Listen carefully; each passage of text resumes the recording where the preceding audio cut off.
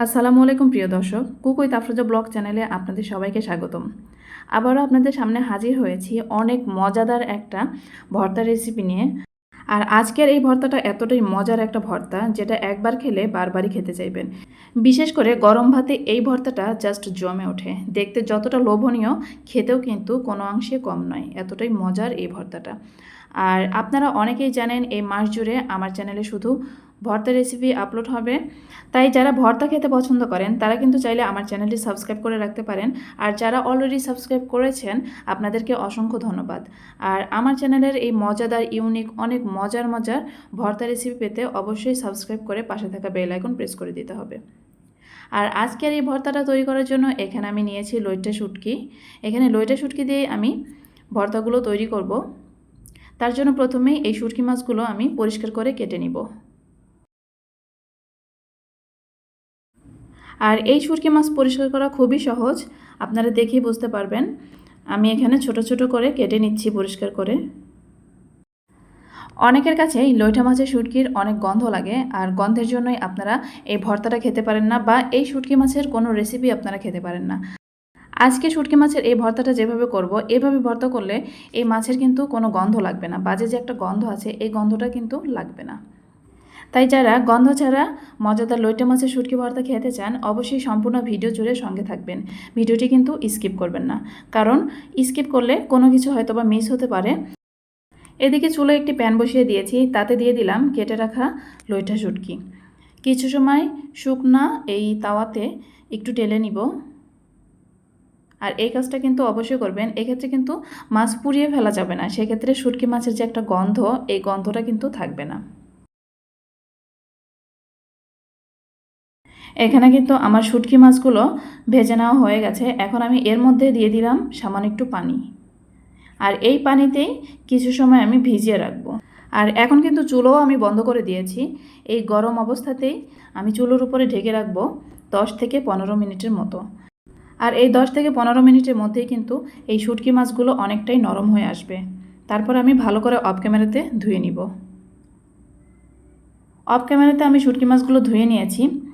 এখন চুলোয় আমি আবারও একটা প্যান বসিয়ে দিলাম। প্যান কিছুটা গরম হয়ে আসলে তাতে দিয়ে দিয়েছি সরিষার তেল। এখানে আমি 2 চা চামচের মতো সরিষার তেল দিয়েছি। এতে আমি প্রথমেই শুকনো মরিচ ভেজে নিব। এখানে আমি 4-5টা শুকনো মরিচ দিয়েছি। শুকনো মরিচগুলো লো মিডিয়াম আঁচে ভেজে নিব।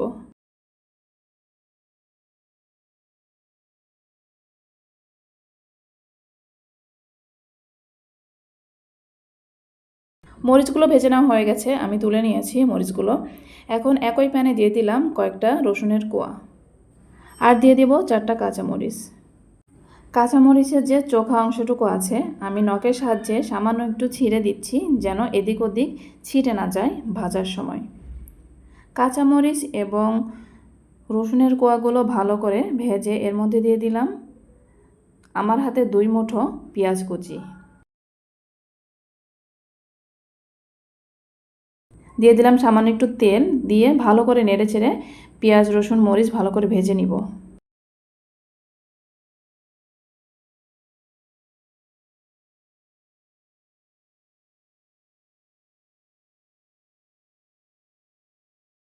পেঁয়াজ রসুন মরিচ ভেজে নেওয়া হয়ে গেছে, এখন আমি এগুলো তুলে নিব।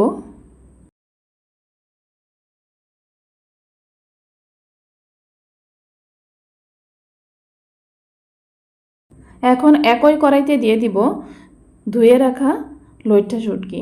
আমি অফ ক্যামেরাতে এই শুটকি মাছ ভালোভাবে 4 থেকে 5 বার ধুয়ে নিয়েছি। এখন কিছু সময় এই লইট্টা শুটকি এখানে তেলে ভেজে নিব।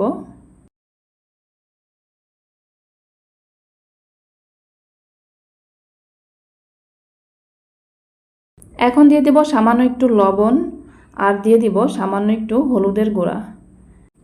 হলুদ আর লবণ দিয়ে এই লইট্টা শুটকিগুলো ভালো করে ভেজে নিব।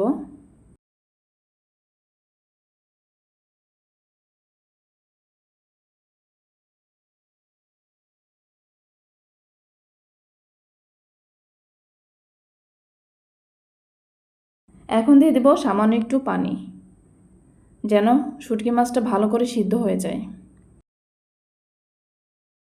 পানি দিয়ে লো মিডিয়াম আঁচে ঢাকনা দিয়ে ঢেকে কিছু সময় রান্না করে নিব।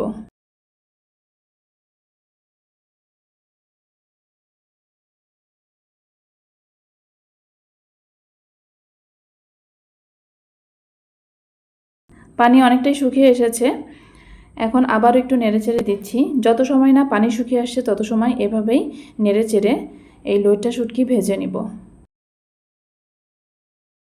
এই পর্যায়ে এসে আমি চুলো কিন্তু অফ করে দিয়েছি। চুলোর গরমে বাকিটুকু ভেজে নেওয়া হয়ে যাবে।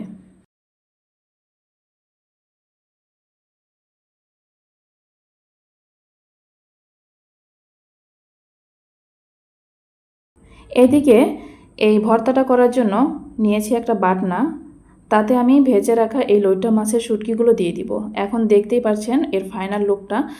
ভাজতে ভাজতে লইট্টা মাছের শুটকি কিন্তু অনেকটাই লালচে কালার ধারণ করেছে। এখন এই বাটনাতেই লইট্টা মাছের শুটকিগুলো এভাবে বেটে নিব। একদম মিহি করে বেটে নেওয়ার কোনো প্রয়োজন নেই।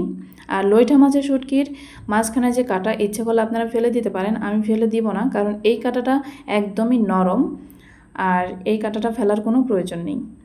এখন দিয়ে দিলাম ভেজে রাখা শুকনা মরিচ। শুকনা মরিচের উপরে সামান্য একটু লবণ দিয়ে ভালো করে এভাবে বাটনায় বেটে নিব, আধা বাটা করে বেটে নিব। এখন দিয়ে দিলাম কিছু কাঁচা পেঁয়াজ। আপনারা যারা কাঁচা পেঁয়াজ খেতে পছন্দ করেন না, চাইলে এটা স্কিপ করতে পারেন। আমার কাছে ভালোই লাগে তাই দিয়ে দিলাম কাঁচা পেঁয়াজ।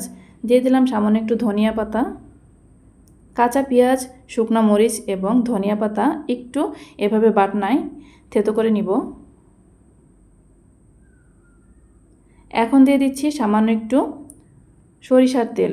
সরিষার তেল দিয়ে ভালো করে আবারও মিক্সড করে নিব। দিয়ে দিলাম ভেজে রাখা পেঁয়াজ, মরিচ এবং রসুন। প্রথমে মরিচগুলো বেটে নিব, আর এখানে আমি আধা বাটা করে বেটে নিব, একদম মিহি করার কোনো প্রয়োজন নেই। এখানে পেঁয়াজ, রসুন, মরিচ কোনোটাই মিহি করে বেটে নেওয়ার প্রয়োজন নেই। এখানে আমি সবগুলোই আধা বাটা করে বেটে নিব। ভিডিওটি দেখতে দেখতে যারা এ পর্যায়ে এসে গেছেন, একটা লাইক দিতে ভুলে গেছেন, একটা লাইক দিয়ে অবশ্যই আমার ভিডিওটি কন্টিনিউ করবেন। আর আমার ভিডিও যদি ভালো লেগে থাকে অবশ্যই আমার ভিডিওটি শেয়ার করে আরও অনেক দর্শকদেরকে দেখার সুযোগ করে দিবেন। এদিকে কথা বলতে বলতে সব কিছু কিন্তু বেটে নিয়েছি। এখন হাতের সাহায্যেই এই ভর্তাটা আমি করে নিব।